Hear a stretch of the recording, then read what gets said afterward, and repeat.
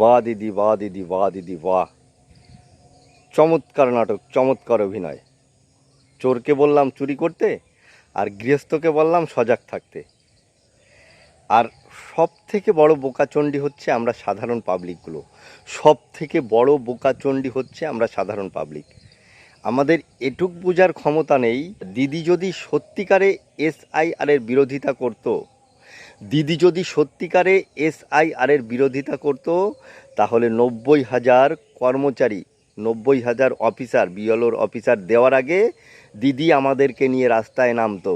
কি সুন্দর একটা চাল দিদি চালছে, আর আমরা বোকাচণ্ডীরা কিছুই সেটা বুঝতে পারছি না। না, দিদি ডেকেছে মানে আমাদেরকে রাস্তায় মিছিল করতে যেতে হবে। কি কারণে সেটাও আমরা অনেকে জানি না, তারপরেও মিছিল করতে চলে যাই। কি আর বলবো, কিছু বলার নেই। দিদি এটা যেটা করছে সম্পূর্ণ নাটক করছে।